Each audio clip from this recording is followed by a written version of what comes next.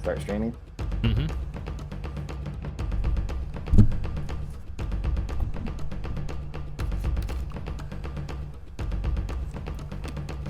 We are live. Officially. Awesome. Got the starting soon screen going.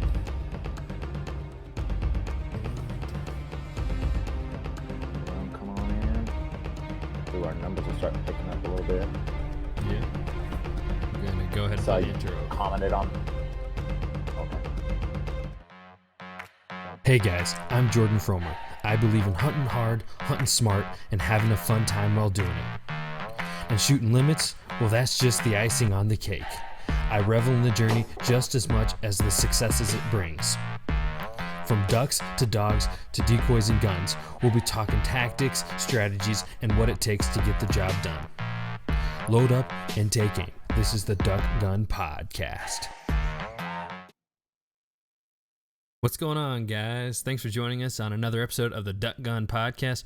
I'm Jordan from Duck Gun Chronicles on YouTube, and I got my co-host alongside me tonight, Elliott from freelancedduckhunting.com or .com on YouTube. Hey, there is a freelance duck hunting. Yeah, there is.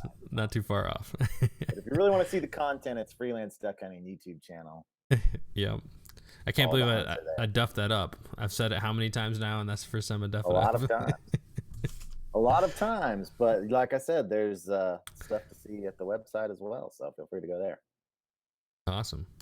And while we're on things you should check out, make sure to check us out on the Fellowship of the Duck Gun on Facebook. We've got a Facebook group going on there, and all things waterfowl discussion with all you guys. So, yeah, check us out there. Hey, the man is here, Zach. The man is here. I'll tell you, I know him personally now. Oh yeah, that's right, Iowa Plainsman. So yeah, go ahead and give us a little rundown of your survival challenge. Well, let's just say this for those of you who know who Freak Baby is, we'll just say that Zach from Iowa Plainsman fell deeply in love with Freak Baby. Yeah. So it was amazing. This was the second year that we've done the survival weekend. So for those of you that don't know what it is, we go out on the river for 3 days, 2 nights, and we don't take any food with us. And this year we made it a little different. We didn't even take any bait with us. So it was Aiden and Zach from Iowa Plainsman Outdoor and myself. Dan actually bailed out and didn't go. So it was just the three of us. And I'll say this year, certainly food was much more easily available. So the first year we struggled hard to get food, but this year, I mean, food came pretty easy. So we had gar and catfish, and it was an amazing time. We had all the food we needed by the second morning. So the second day, we had a 13-mile stretch to river to cover the whole day, right? So we did 5 miles the first day, got all the fish that we needed that first evening and the next morning. And then the second day, we just lazily floated down the river and just goofed around and swam. We found some bluffs to jump off into the river, and it was just an incredible time. And got to know Zach really well, and he's a great guy. He fit in just perfectly. So man, it's awesome. It was awesome. Now we did have a little bit of an issue right at the end of the trip with a big rainstorm, but I don't know. I won't go into the details of that, but I think the video is going to be 2 parts. And I don't know. It was great. It was an awesome trip. So much fun. So how does gar taste? I've never, let alone even seen one. I've never tried it. Well, it's got a reputation for being really disgusting, but Zach knew how to cook it and clean it. And you basically just clean it like a trout. You cut off the tail, cut off the head, gut it out. We put it in tinfoil, put it on the fire, because gar is a prehistoric fish, so it's got this really hard armor plating on the sides. It's a really cool, tough looking fish. Tons of teeth. Now we were, I believe, catching short-nosed gar, so they weren't the huge alligator gar, but they were bigger than the long-nosed gar. And so these were probably about, we never measured them, I'm guessing 30-inch fish, about 4 or 5 pounds in that range, these gar. And put them in tinfoil, put them on the fire. And then when they're done, that hard armor plating scales literally just peels off, and it's left with the whitest best meat. Zach is calling them chicken of the river. And he's absolutely right. The texture of this meat is just like chicken. And people think it's disgusting. And I had always thought it was disgusting. I'd never tried it. They just get a bad rap. I think that people just don't know how to properly prepare it, because it Huh. was, I mean, seriously, it was unbelievably white and delicious. It was just great. That's crazy. I wonder if carp's similar or not, because carp's kind of No, like that, right? No. carp's not similar. Huh. See, I know Not from my like experience. I know people in other countries eat carp, but I'm not sure. I guess people here do too, but Yeah, and I know that carp, I've always been told that if you pressure cook carp or something, or steam cook them or something like that, then they're pretty good. But I know that Dan tried to make some carp over here one time, and the meat is not white. It's a darker shaded of meat. And I know that carp that Dan made was terrible. hmm, So now Zach was hoping we caught a carp because he wanted to prepare it for us. And maybe it would have been good, but I know it's not white meat like the river chicken maybe he would have was. been calling it steak of the river. Maybe so. Maybe so. I mean, my mind was definitely changed on Gar, and on all my Instagram pictures and everything, people are saying, "Oh, Gar's nasty, Gar's nasty," and I think that people just don't know how to take care of it. Because to chop the head off, you have to have something. You can't really do it with a knife. So, like, we had a machete, or we wouldn't have been able to. And we had to use scissors to cut up the belly, because I mean, this is just a tough plated fish. So my guess is people just try to cut it like a normal fish and just get so pissed off. And there's a lot of bones in it, but I mean, when you're just peeling it off in your hands, you can just pick the meat right out, and it's really easy to eat. But it was Hmm, fantastic. Yeah, I nice. preferred that than we had our breakfast Saturday morning was fried catfish, and I preferred the texture of the gar meat by far over the catfish. Really, man, I love catfish, so that's kind of hard to believe, but that's crazy. Well, I've never been a big fish fan. I don't like. I have like lobster, crab, things like that, where the meat's a little more spongy. Even frog legs, that texture has always kind of bothered me. It has a little bit more of a spongy texture, Hmm, and catfish has a much more spongy texture of the meat than gar. Gar, I mean, you could fool me into saying thinking it was chicken very easily, because that's the texture of it. It's like chicken. huh. Gotcha. Yeah. So it's that's not gonna be the last time I eat gar. That's for sure. So, how about your trip? You did some trout fishing, right? Yeah, yeah. So me and my dad went up to northern Michigan, did some fly fishing. If you guys paid attention to the weather at all this weekend, you know that it was blazing hot. And so we'd looked at the reports, and like the fishing was supposed to be on fire. But you know how that goes. As soon as you get up there, and there's a big weather change, because it was going from like low 80s to like upper 90s. And so we're there, and it's like 99 degrees, and the fishing just shut off. So I mean, it was still great to be out there. I love to be out in nature and all that kind of stuff. Some really scenic areas. Like, we'd go out there and fish, and we wouldn't see anybody all day. And but we just didn't have luck. You So literally caught nothing. You didn't catch a single fish. oh no, I mean, I caught a couple. I think I just caught two Okay. trout and two rainbow trout, and then we moused at night. What's that mean? So I tie these mouse flies. They're like about like this big. They Uh just huh. look just like a mouse. So you use like rabbit fur and foam, and it floats on top. And so brown trout have like what's called like a double retina mirror or something like that. I can't remember the exact terminology, but they can see at night because of that Hmm. double reflection of the light. Whereas like we can't. They can see like perfect. Well, not perfectly, but good enough to hunt at night. So we'll throw the mouse, in the water and kind of like drift it downstream, and they'll hit it on top water. And I hooked into one and I lost it right at my feet. My dad had a couple on as well, so we didn't catch any at night. And then that was the first night we got there, and then after that, it kind of just trailed off and got worse and worse, just because of the super super hot weather. So where were you guys staying? Were you staying in a cabin or tenting it up? Where were No, you guys? yeah, like we brought hammocks. So the first night we slept in hammocks, um, out there in the woods, and then the second day we went from like, we're just going all across the state, like just checking different rivers, different small streams. And we ended up parking somewhere like right on one of the rivers the second night, and it was gonna rain, and we just slept in the seats of the vehicle. And then it didn't even end up raining. Like when we went to sleep, it was like thunderstorms and everything like right on top of us, but they just went just north of where we're at. But was that Saturday? Was that Saturday night? That was Saturday night. Yeah. Oh. But I mean, yeah, I was so pooped by the end of it, because we fished when we got there. We drove straight from work on Friday, got there about like 9 o'clock, and we fished and went to sleep about 3:30, I think, and then we woke up at 6:30 and then fished that whole day. And that second night, we got to sleep about 1 o'clock, and I was so pooped.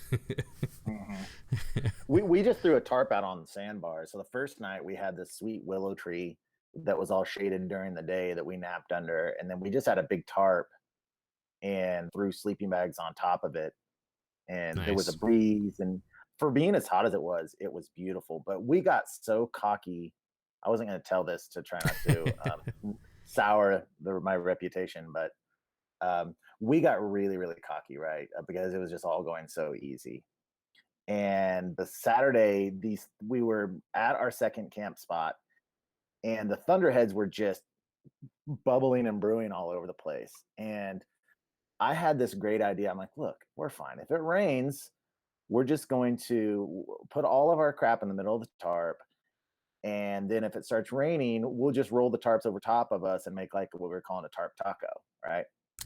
And the thing that was so foolish about that is that the water's still going to accumulate and get in underneath that, right? I mean, there's no way that you can do that to where the water doesn't just run off and get into the tarp and all over and end up running down under you, right? So we were just getting ready to go to bed, and we've been watching these thunderstorms. In fact, I got some really cool time lapse of some thunderheads forming, and we were just getting ready to go to bed, and it started to rain. So we dive under this huge tarp and wrap it on us, and it's pouring. And within 10 minutes, I know Zach and Aiden were completely soaked.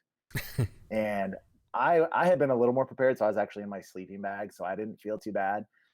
But I mean, all of our crap, and we got completely soaked. And so we were only a mile from the boat ramp at that point, and it was about, I don't know, 12:30.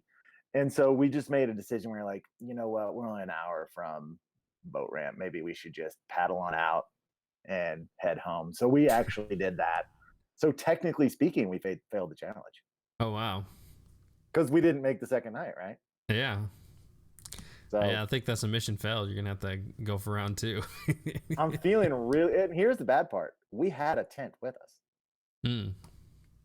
Zach brought one, we just didn't set it up. So, I mean, I know that and I'm sure Aiden is too, I'm not sure about Zach. I'm sure he is probably as well. But all of us are feeling like, it's a survival. I kind of lost sight of it being a survival trip. Everything had come so easy, and we'd had so much food that I just kind of lost the premise of the whole thing. Is like, no, it's 2 nights, 3 days in survival, dealing with everything. And I think we kind of just lost sight of it, and we're just like a regular trip. We're like, well, we're a mile, let's just go head on out. And then we got thinking about it. It's like, we failed the challenge. We didn't stay. So that put a little damper on it, but well, yeah. Well, I got one more story before we head right into the podcast main topic. But you remember that possum I had in my dryer vent? Yes, that was disgusting. Yeah. So, what was that? About a week ago, I had a possum. So I was sitting right here on my computer, and I hear like some kind of rustling coming from our laundry room, which is not too far from here, and it's in the basement, and the dryer's going, like it's spinning, and I hear some rustling. I'm like, what in the world? And then the next thing I hear is the dryer just screeches, and I like jump out of my chair and start running over there, and it screeches, and it's like, and then it screeches to a halt. And I'm like, what in the world happened? And like I'm pushing the button, and like nothing, it won't run, won't turn on. And then I smell this terrible odor, this awful, like almost like enough to make you puke. And it smells so bad. So anyways, I'm like, I figured out that something had came down the dryer vent, and I wasn't sure what it was. I'd kind of shake it, and I knew something was in there. So I took it apart, and all I could see was this white curly Q coming out of the back of the dryer. And so I put on some gloves, and I pulled it, and it was a possum tail. A possum got all the way in my dryer and jammed his head, and stopped the drum from spinning, and he died in there. Yeah, so it just smelled terrible, and yeah. So So did he die in there at the point of all the screeching, or had he been in there for a while? No, he died in there when that happened. Almost positive. And they're just such nasty, stinky animals that the smell automatically. When he died, he pooped himself too. So that didn't help with I saw the pictures of that. Yeah, that you can see in it. Fellowship of the Duck Gun, but that looked it's disgusting. Yeah, it was and so I had to take like the whole back of it apart, and like the whole time I'm doing it, like, man, it was just so it smells so bad. So anyways, just make sure your dryer vents have a grate over them. So I got one of those. Whoever had the house before us didn't put one on there, and it's awful. So anyways, I think right now is a good time to jump into the main episode. So if you guys are just joining us, I'm Jordan from Duck Gun Chronicles at YouTube, and my co-host alongside me, Elliott from Freelance Duck Hunting on YouTube as well. And our topic for tonight is YouTube and filming hunts. So go ahead and take it away, Elliott. Well, like Jordan said, the main point of discussion is going to be YouTube and our personal channels, how we formed them, trends on YouTube, maybe just thoughts and ideas about filming on YouTube. So I think a good place to start this would just be telling about our own channels, why we started them, and kind of giving a little backstory. So I don't know if you want to start with that, or you want me to start with my channel, or sure, I'll let you start. Okay. So like most of you probably know, my channel is Freelance Duck Hunting, and I've always loved the name Freelance Duck Hunting, and I got that from Ducks Unlimited, and I've been watching Ducks Unlimited since probably 2000 and I can't remember when, the 2003, I don't know, a long time. And they do a lot of hunts in which they go with outfitters and guides. But every now and then, I know especially Wade Bourne would do this, they would go on what they call freelance duck hunts. And those were always my favorite episodes, because those were always public land hunts. I remember one time they went down to a lake in Oklahoma called Lake Eufaula. And it was just an episode that I loved. And he kept talking about these freelance hunts. So that's kind of where I started loving the name Freelance Duck Hunting. Now, videoing hunts for me goes a long way back, where my dad always had a video camera in our family, and frequently on our hunts he would take them out. So my dad's got a ton of hunt footage from like the late 80s, 90s, even probably back to the mid 80s, of just, he's got those huge old VCR cameras out there. And so kind of having a camera around was always something that was there. At some point in time, I'll go through all that old, it's probably such bad video I couldn't do anything with it, but it was always kind of a thing. So a couple of years before I started the channel, I started FDH in let's see, this is season 4. So what, like 2013, 2014. And when I started it, the whole reason I did so was not to share my hunts with other people. The whole idea of starting Freelance Duck Hunting was that I wanted to record more of my memories. I had been keeping a hunt log for quite some time. And on the hunt log, I kept how many birds I shot and different data about each hunt. And then at the end, I would just leave a little sentence or two, or notes about the hunt, which would help me remember what happened. So at the beginning of every year, I would go through my old hunts and look through the notes. And what I was noticing is that sometimes I could barely even remember the hunt, or I couldn't remember enough about the hunt. And I was telling my dad, I was like, I'm just not remembering enough about these hunts. So I'm going to start a video log, just so in 10 years I could go back and look at these videos and have a better memory of of the hunt. And my idea was just to record myself after the hunt and make a little journal of it. So I said that for a whole year, didn't do it. The next year was FDH Freelance Duck Hunting season number 1, and I got a hand-me-down camera from my father-in-law. And instead of doing the log afterwards, I just took the camera with me, and I just hit record a bunch of times, put it on YouTube, so I could send the links out to my parents and everything. Named the channel Freelance Duck Hunting, and I had no real aspirations of ever getting any kind of a following. But people started watching that first hunt, and I remember telling my son, I was like, oh my gosh, if I could just get 100 subscribers, or if I could just, and then I was like, oh, I made 7 cents on this video, and so I was just like, and then I started thinking, oh my gosh, if I could get one check from YouTube, one check in my life, I would be so happy. And so then I just liked it so much. I continued that season to take my camera with me, hunt 2, hunt 3, hunt 4. By the time I got to that, I was like, oh my gosh, people are actually watching this stuff, right? So at that point in time, I was like, well, I'm going to make an intro, and the more people that started watching it, then I was like, all right, let's actually try to do this. Let's try to make this content for other people, and just kind of kept growing and building. And at some point in time, it was just like, kind of thing, really. But the whole situation caught me completely off guard.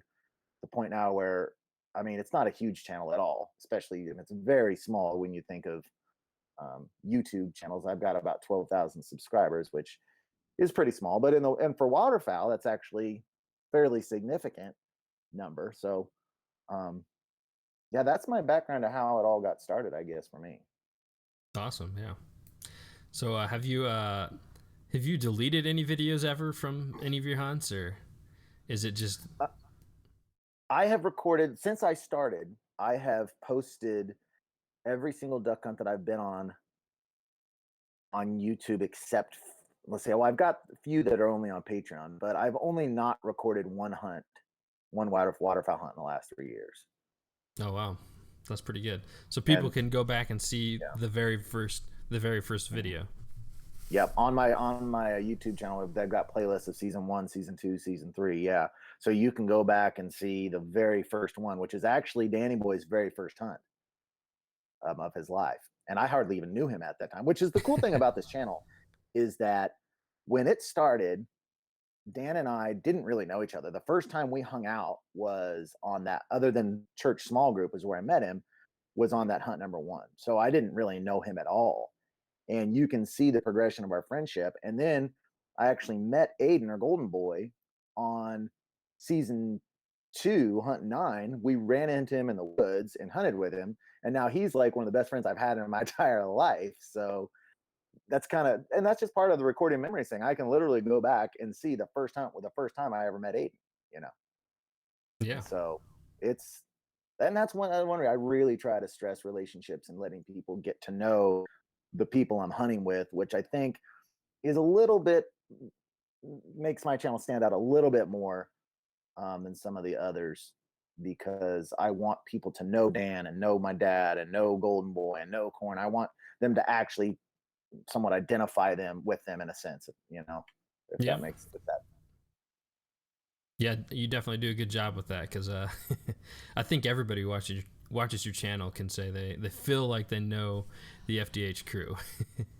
Yeah, well, we've been interviewing these guys like Ben Potter and Cabela's Hunting, and I'm never going to be those guys because I don't have the artistic ability or the creative ability to be them. I just don't. So I'm just a guy that loves to hunt, that loves to hit record, and who I'm going to continue to get better about doing what I'm doing. But it's never going to be one of those, Slade Northwest or those guys that do the artistic cinematic version, which you're very skilled at that as well. My videos are never going to be that. So what I'm trying to capitalize on is, come on the hunt with me. Here's what it's going to feel like. Here's what you're going to experience when at the end of the hunt.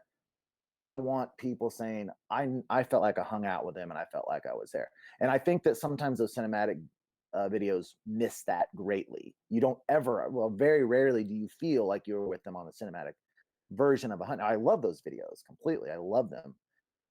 And they get a lot of views fast, but I guess that's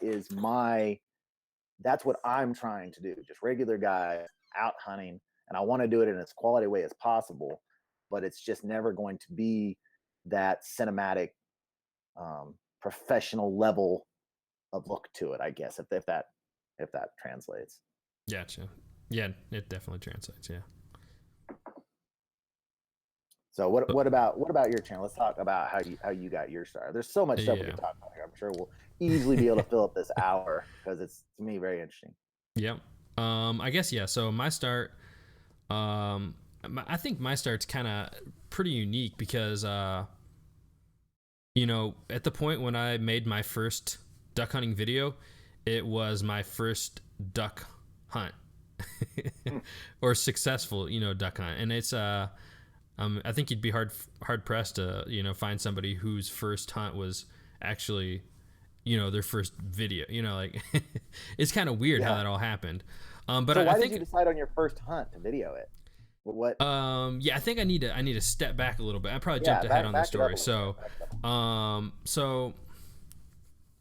you know, one of my friends actually, so this is kind of how it started at work. He was like, we're walking around outside and he was talking about YouTube. He's like, man, we should make YouTube channels. I'm like, okay, sure, why not? You know, like, and so we went ahead and we both made YouTube channels. And, you know, at the time, you know, I fished a lot. And, so my big passion was fly fishing. And, you know, the thing about fly fishing is that I have to travel way up to Michigan because we don't have trout around here. And like my passion really wasn't to like fly fish for like smallmouth. So I couldn't really make content for, you know, trout or steelhead or salmon very often. I could make, you know, 2 or 3 videos a year. But anyway, so I started out kind of fly fishing, making some fly fishing videos. And, you know, from then, you know, I really kind of like re-immersed myself in the outdoors. And, you know, from my childhood, I'd you know, been in the outdoors a lot, you know, with my grandpa and my parents getting me into stuff. But then kind of in my later years, I hadn't been outside at all. And when I got out into the outdoors again, I realized like how much I missed it. And I was looking for things to do that would be in the outdoors, that I could do on a more regular basis. And that's kind of when I, you know, thought about duck hunting. And I'm like, well, I could just do duck hunting. I know there's duck hunting around here and I could do that all the time. And, you know, I already had made like a few fishing videos. And so it kind of was a natural progression to, you know, I'm going to film when I go hunting and try to make hunting videos. And so, you know, my story with hunting though, I went by myself, solo hunts. I went 11 times before I shot a duck, which is pretty bad. Oh my God. Yeah. And, you know, just going, me and Chief in the canoe, and we go out there, and I actually took one of my buddies who had never hunted either. So me and my buddy who'd never hunted and Chief, and we're sitting there. We had 2 of my grandpa's guns. We're just waiting for some birds to show up, and we had like a dozen, you know, duck floaters. And so finally, after 11 times, I got a duck, and I actually shot a triple on geese. Nice. So that was my first successful hunt, and it was terrible, like as far as a YouTube video goes. You know, I didn't record like barely any of the action. So, but anyways, that's kind of how I started, and I just like, you know, from there I think I got a lot better with my YouTube videos. And the thing that I really fell in love with on YouTube is telling the story. I love like telling the story, and you're talking about like the cinematic approach and, you know, the vlogging style, and they're all kind of like tools you can tell, or tools you can use to tell your story, and you know, kind of like make it so people can feel like they're on this journey with you, you know, through your duck hunting, so they can like kind of, you know, they almost can smell the marsh, like hear the sounds of the marsh, you know, everything. You try to approach it using your camera as like a tool to tell the story, in your vlog to kind of approach the story in a way. And I mean, you do really good with the storytelling on your vlog, you know, so everybody has their kind of strong suit. And, you know, like kind of you're saying like Slade Northwest and Ben Potter, they all tell the story really well with a cinematic approach, you know, lots of slow motion, lots of, you know, vivid shots of, I think it's like art. I think it's like art. Yeah, it's like art. Yeah. And so, I mean, I'm not the best vlogger. I'm not the best cinematic guy. I'm probably not the best at anything, but I you know, I'm improving on all my skills, trying to, you know, tell my story. And that's kind of what my approach is on for YouTube. Yeah.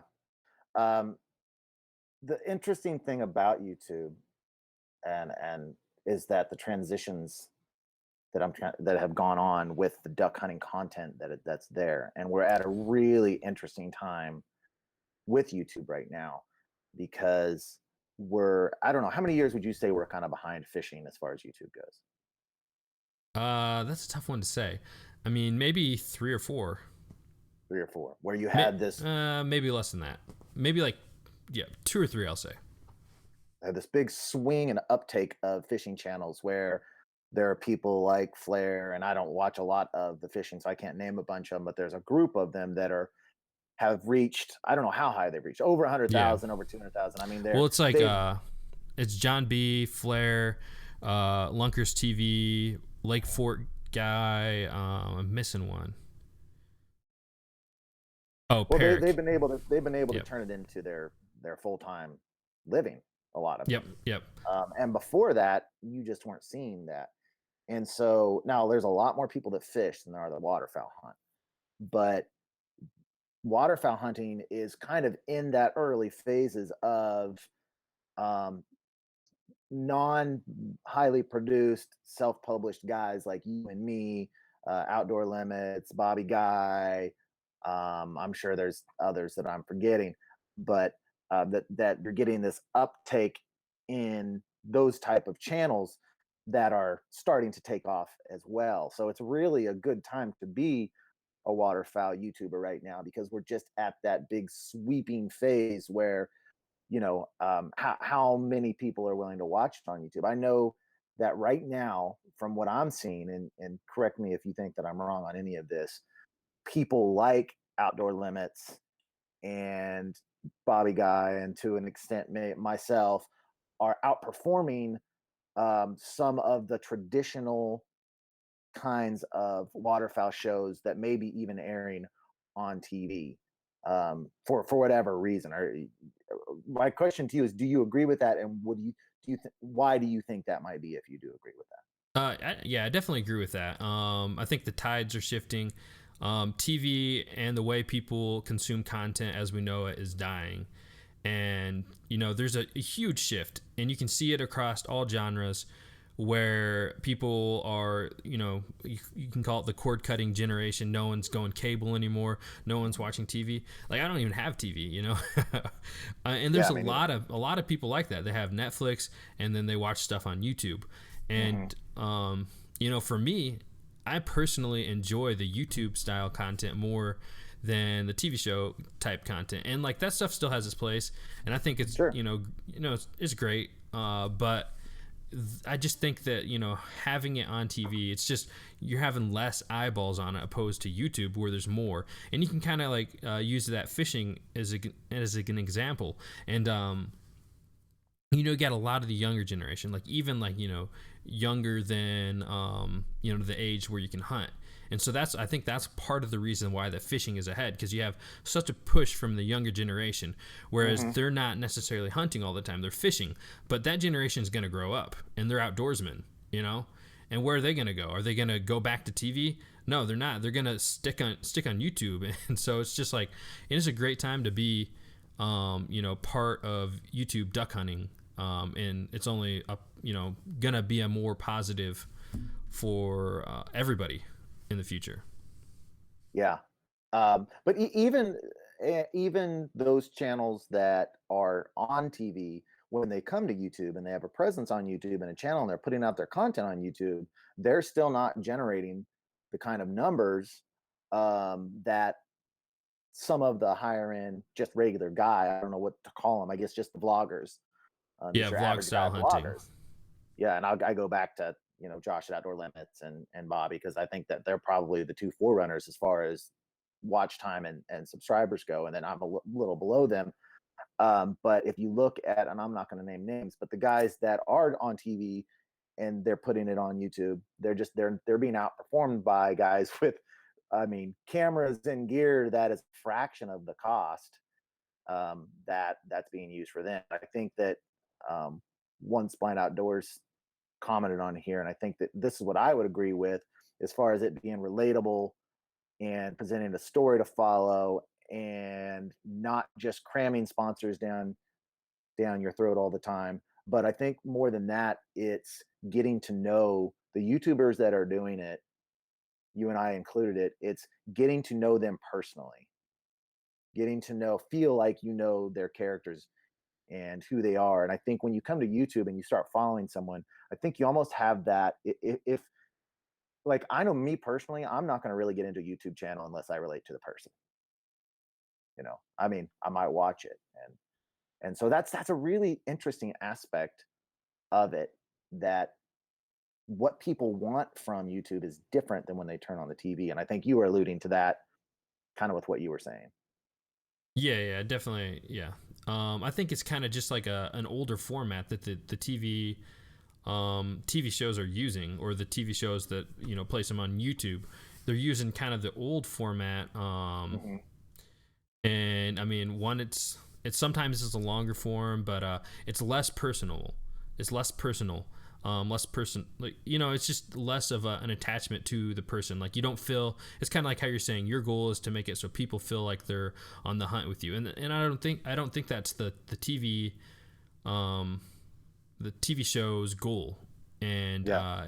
And people kind of, with the rise of vloggers on YouTube, excuse me, more and more people are kind of coming to expect that, or relating to that. And if you've seen a vlog in some other topic that you are a fan of, you're like, well, maybe there's something like that in duck hunting or fishing, or you name it. There's somebody who vlogs about it, and you can connect with them. And I think that's cool for a lot of people. I enjoy that. I do too. I do too. And I mean, 5 years ago on YouTube, and I'm sure that people could give me examples to correct me on this, but here's my YouTube watching experience. And I watched a lot of duck hunting YouTube, or attempted to, the years previous to starting my channel. No, there just wasn't waterfowl vlogging going on. I remember, now I will say, Ducklander Calls, Bobby Hayes, I believe his name. He did it for about a season, where he was kind of a hybrid cross between your Saturday morning hunting shows and a vlog style in a way. But you really did not see vlogging where people were taking cameras with them. GoPros had just come out, so what you were getting is people with GoPros sticking them to their guns, and then taking all accumulation of all their kill shots and just lining it up and slamming some metal on top of it. And there was a ton of that. But as far as anyone turning the camera on themselves and making a like experience, I didn't see it. And now it's like, it's hard to find videos where that of the previous style where people are just doing kill shot, with music. So I mean, like the to me, the face of YouTube as far as waterfowl has completely shifted in the last 5 years. Now, you did find some of those more traditional waterfowl shows on YouTube, and Ducks Unlimited went to YouTube, I think in 2007. They started posting their stuff on there, but it's just a completely different landscape now than it was 5 years ago. Which channel was that? That's Ducks Unlimited started putting their stuff on YouTube in 2007. Yeah. But mostly there just wasn't much as far as waterfowl even on YouTube at all. So what kind of prompted you to be the vlog style, seeing that there was, I mean, I think maybe you were the first adopter to the vlog style hunting. I just, that was my whole goal, was just to record memories from the hunt. So you're just talking, like when you're talking in your vlog, like let's say your original video, and it's been a while since I've seen it, but were you like just talking to your family, or what was your kind of like, because you said you didn't think people would actually watch it. You posted it. And so when you're vlogging, who were you vlogging to? I'm trying to think what it's been so long since I've watched that first episode. I'm trying to think how much I turned the camera on myself. I'm not sure that I turned the camera on myself that much. So it was Fumbles filming it? Well, I'd have to watch it. I think it's only about a 3.5-minute video. I think I was just filming, like, we'd actually got some decent kill shots in that one. Because Fumble shot his limit quick, and then he started trying to get the kill shots. But I think it was just filming the guys, just hit and record a bunch, but not actually like There was no goal of here's the progression of the day in that video, or in even a lot of that first day. It was just, oh, I've got a camera now. And a huge turning point for my videos, and I preach this a lot, is that this little JVC Evero my father-in-law gave me was a small camera. And I was like, oh, how am I going to deal with this thing? And he's like, man, just here, take this and wrap it around your neck. Just wear it around your neck. And had he not said that, I wouldn't have done that. Hmm. And having that camera around my neck changed everything, because then Changed grab your it, life. film. Yeah, really. Because if not, I would have had it in a bag. And trying to film a hunt by getting a camera in and out of a bag versus filming a hunt with a camera on your neck is totally different experience, because when it's on your neck, you can get it up and get it in people's faces as soon as a conversation starts, or as soon as you want to, versus, oh man, do I really need to get that camera out now? I mean, it's going to take you probably 30 seconds to get it going. And that kind of defined my hunt style, because from the start it was just like, oh, my dad's doing something silly, I've got the camera right here, boom, or whatever, or but there was no idea of filming the progression in that first season of the hunt. Like, as it started going along, I tried to do it. Was just essentially, it was just hit and record a bunch, and then editing things poorly. Nice. So would there be any knowing what you know now, would there be anything you'd do different from the start, or? Hmm.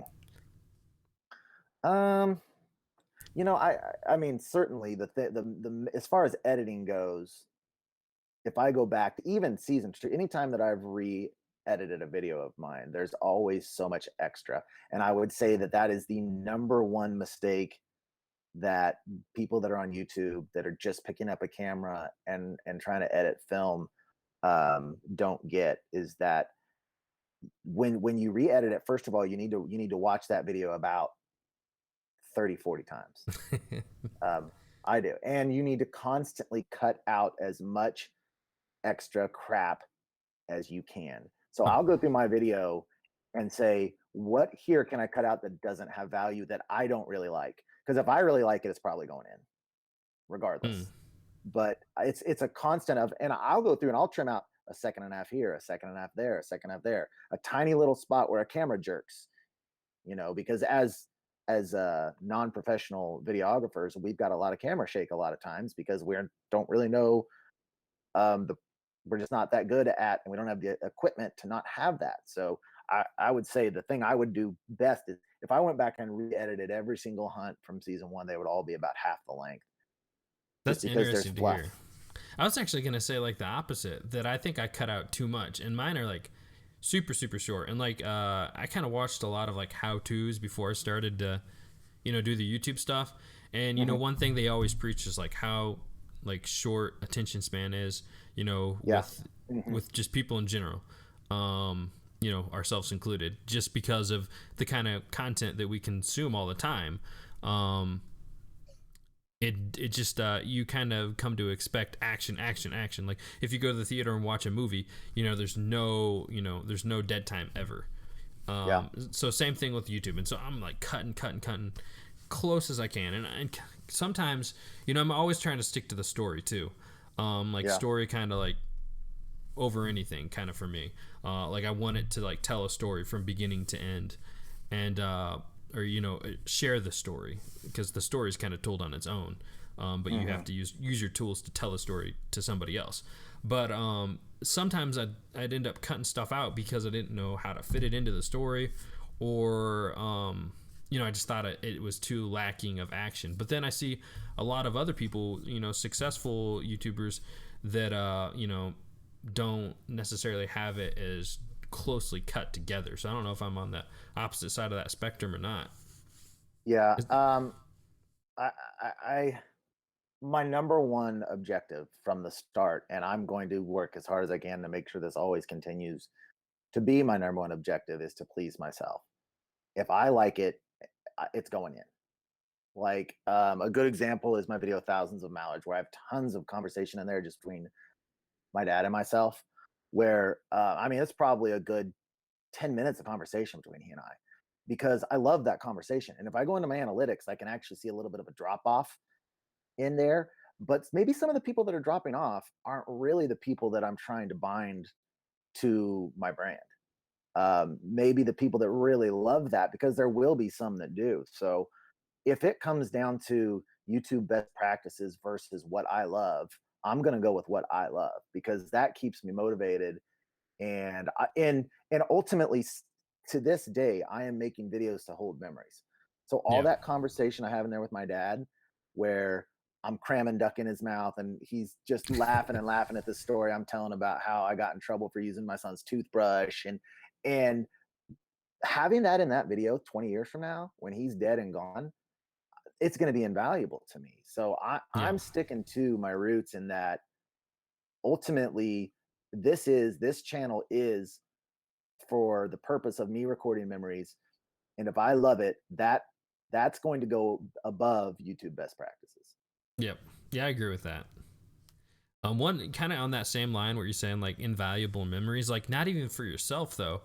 I mean, it's kind of weird to think about, but like I have like a 8-month old child, and like someday she's gonna be able to look back at these videos, Yeah. and that's just like a crazy thought, you know.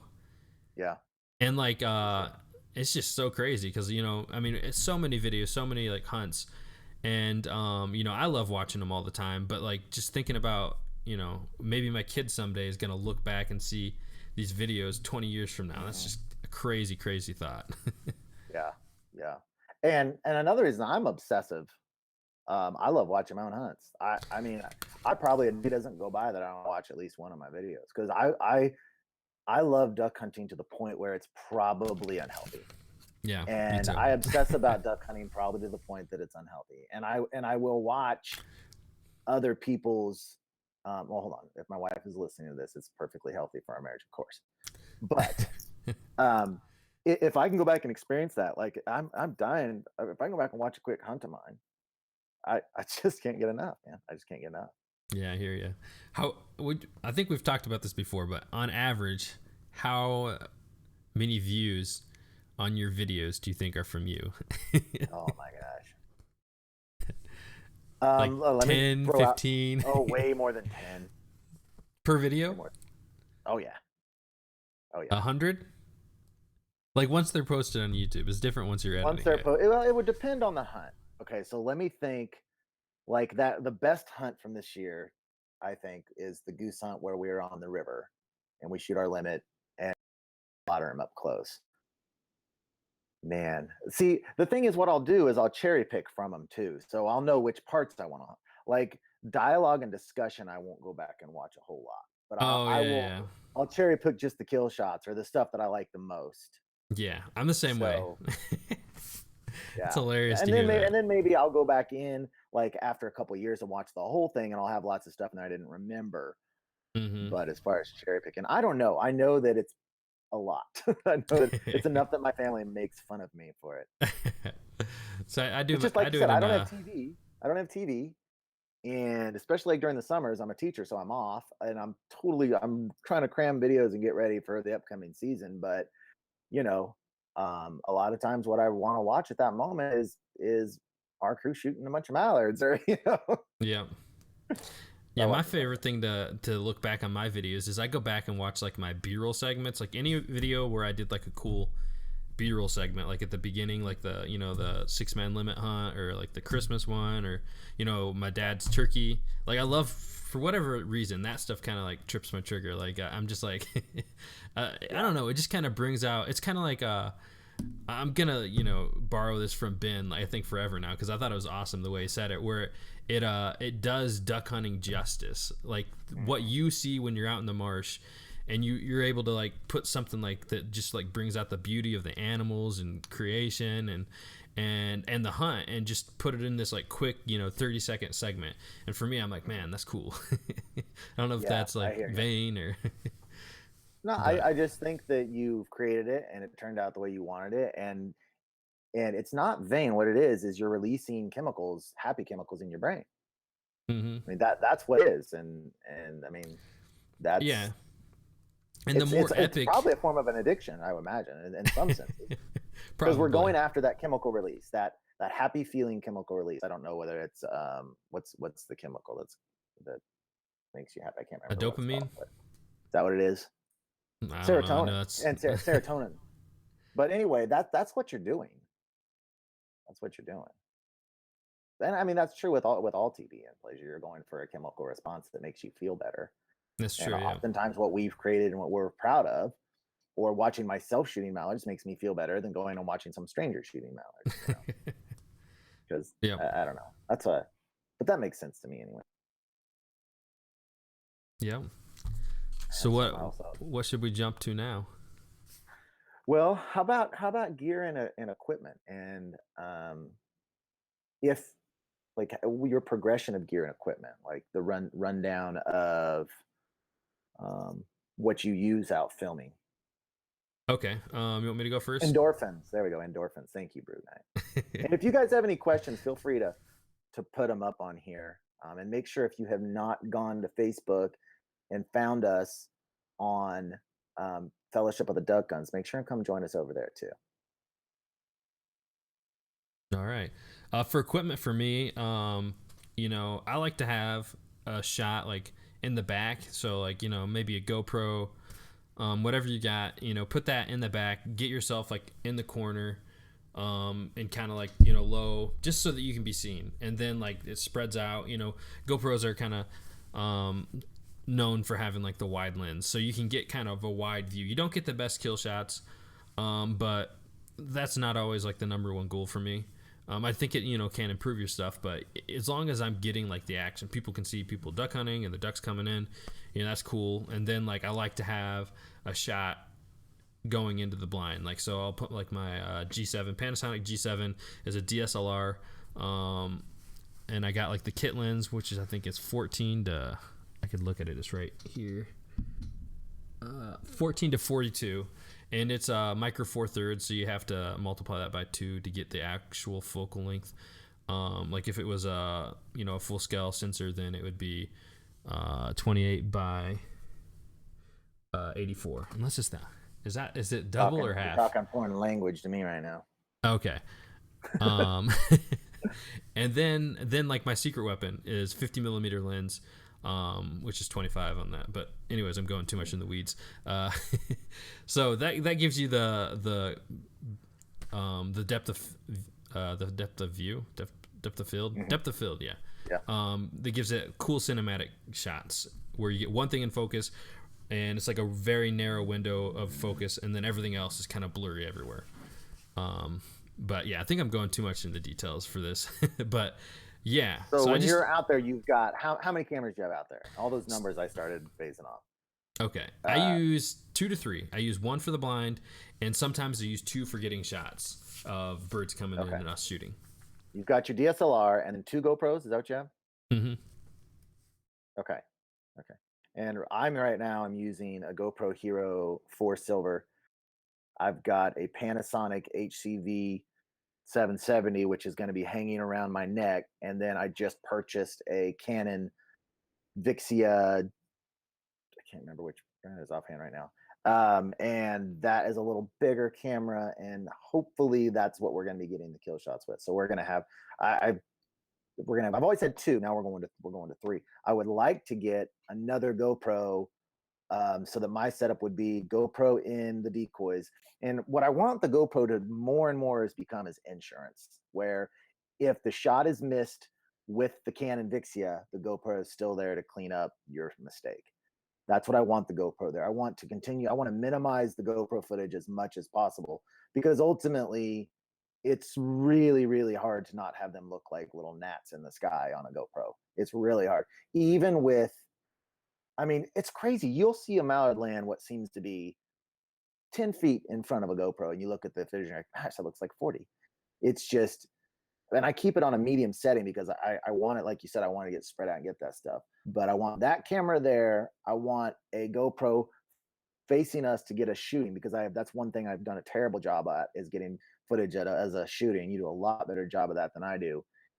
And then I want the camera on my neck to be getting the conversation and all that stuff. And then the Vixia I want to be basically for one person trying to get kill shots with. So I want to go to a 4-camera system, but I know probably I'll only be at 3 cameras this year. But that's my So your fourth that's would be my another GoPro? my fourth would be another GoPro that would be in the blind right on us. So as we shoot, I could get some. I think it would add great value to my videos from time to time to see us getting up and pulling the trigger, because that's just Mhm. something I haven't shown at all. I wouldn't do a bunch of, 2 or 3 times a hunt. I don't think you need to just overdo it with it. Even like kill shots. If I get 2, 3, 4 really solid kill shots in a hunt, that's fine. I don't think you need 30. You need to tell the story. You need to be personable. You need to make sure you don't have lots of extra boring stuff in there where people just click off, not too shaky. And I think that's really, and really does it. But I have in me a desire to get better, higher quality kill shots, because I like them, and I think that other people do as well. Yeah. Yeah, I agree. I've just kind of, I guess, realized I'm not gonna have them, unfortunately. Mhm. And the best I've ever got is just having the medium setting GoPro on my head, and only using it for like the kill shot, because any other time it's so shaky that you're gonna make Yeah. yourself seasick. But from time to time I have used that as well. Now, why don't you put the GoPro on a stake? Why do you put it on your head and not on a stake? Just because getting the actual kill shot, like if you're swinging far to the left and it's on the stake pointing over here, or like if it's a passing shot, let's say. Yeah. I can tell you, when my GoPro is set up properly, there's very few shots that I miss that GoPro doesn't get.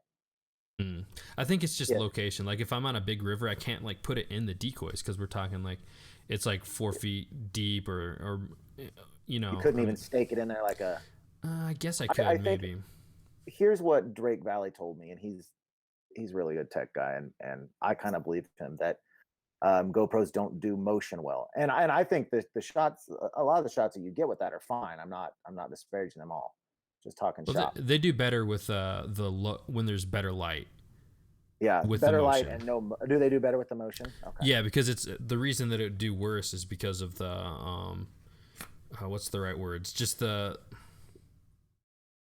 I can't think of the correct terminology, but it's just the way the camera works. When there's less light, the sensor is closed up more, and so you're getting more of that blur opposed to the actual visual.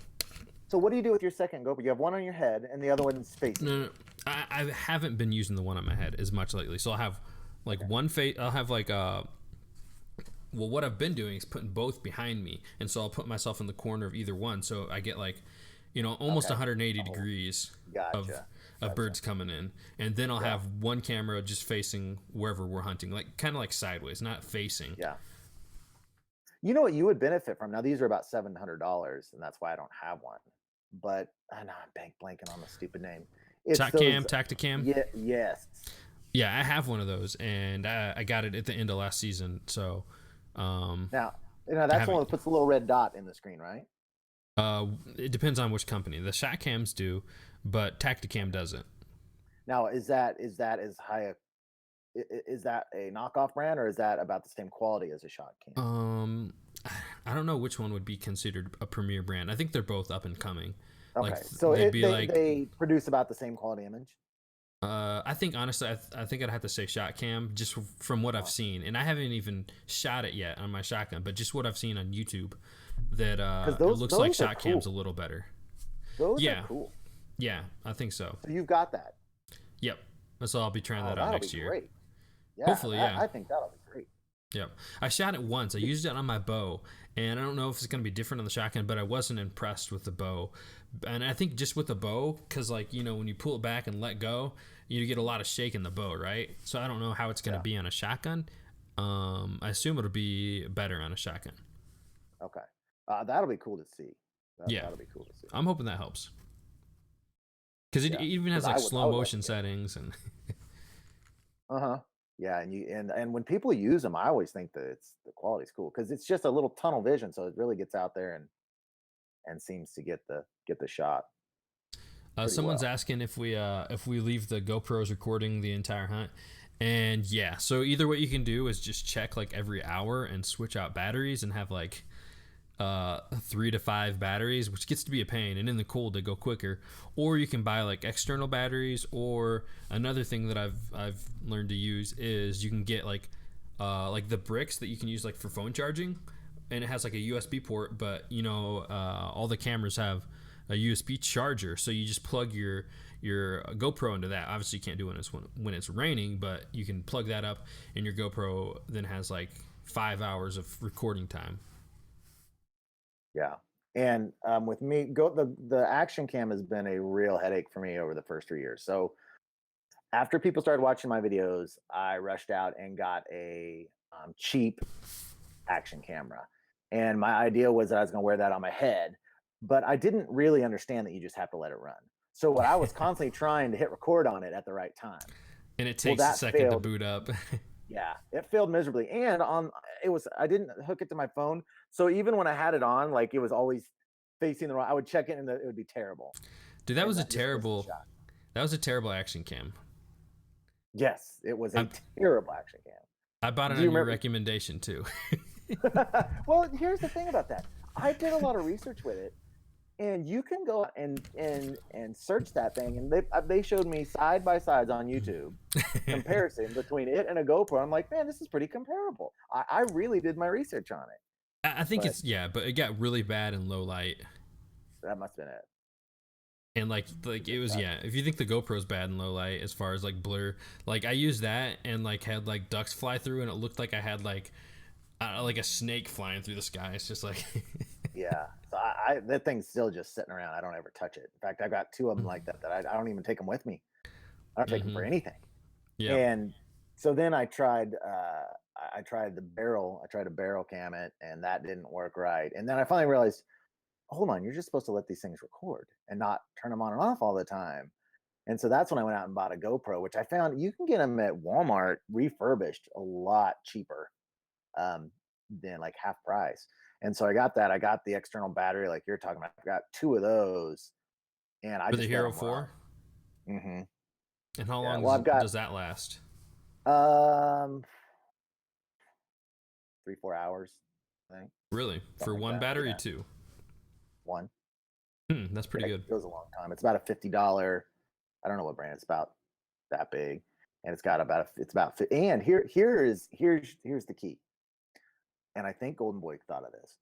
When it's cold out, you get one of those foot warmers, right? And those actually have adhesive on them to stick them to the bottom of your feet. And you wrap those around that external battery, and your GoPro will run even like 10, 15 degrees. Huh. I had one hunt where it didn't seem to work, but because GoPros, if in the cold, if they're not right on your body or to get your body heat, man, those batteries will be done. They'll just be over fast. Same with the phone. Like if you use your phone for anything when it's cold outside, man, the thing's dead fast. Like I've had mine like shut off. It's like 20%, and it's like, oh, dead. I'm like, what? Yeah, me too. But if you keep them close to your body, like when I keep those cameras hanging around my neck, I never have that problem because they're always sitting on my body.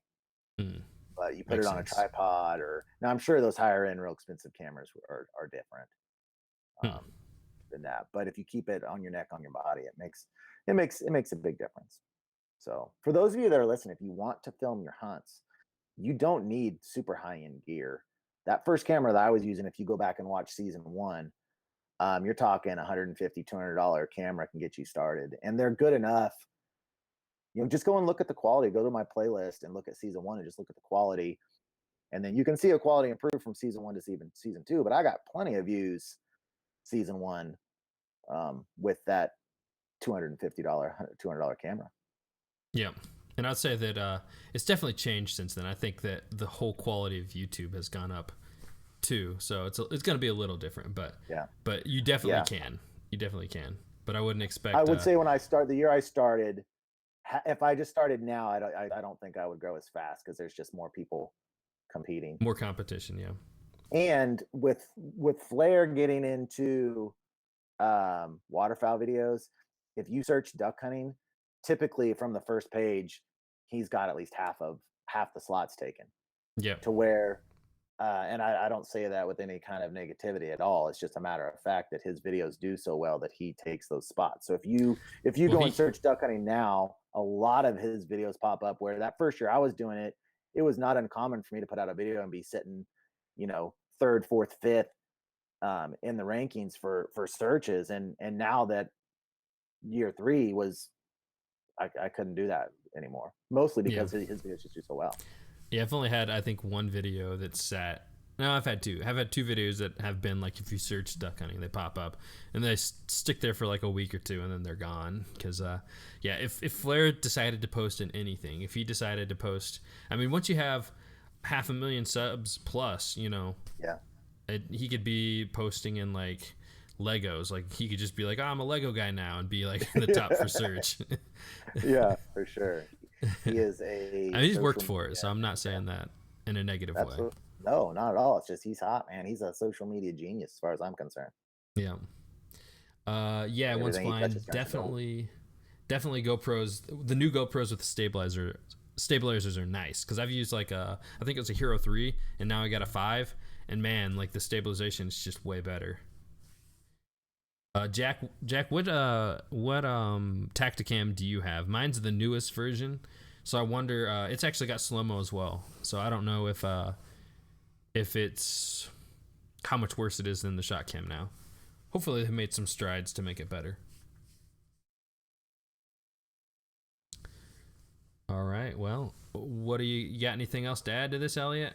I'm sure I'm gonna think of something when we get off, but if you guys have any questions, hit them up here real quick. We are gonna have to pop off. My family's actually at a pool party right now that I'm supposed to be at, and I haven't eaten, and I think there's lots of good food there. Awesome. Speaking of food, when I came back from the survival trip, oh my gosh, we hit Hardee's at 2:00 in the morning. Then I woke up, had a bunch of French toast. 2 hours later, went to Freddy's, and then came back about 4 hours later, had Chinese. I thought we were eating really good, but when you just eat like only fish for 48 hours, it's like your body's telling you some stuff that you're missing. Yeah, I can see that happening. Any new channels you have found? Any new channels? You mean like duck hunting? Well, why don't you just name off 2 or 3 that you liked? I probably should name. I feel like I can't like name just 2 or 3 because I don't want to offend anybody that I like. I'll name off 2 or 3 that I really like. Well, okay, yeah, I'll go ahead and say my list. So my list, I got a list on my actual channel, and there's actually one I need to add to, but and I call it Fellowship of the Duck Tubes. But it's Freelance, White Rock Decoys, Virginia Outdoors Unlimited, Mid Valley Mercenaries, The Quack Addicts, Somewhere in Wisconsin, High Prairie Sportsman, Foul Assassin, and Iowa Plainsman.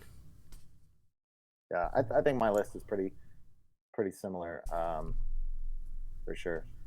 And I can always blank on his name. The Cabela's Outdoors, John.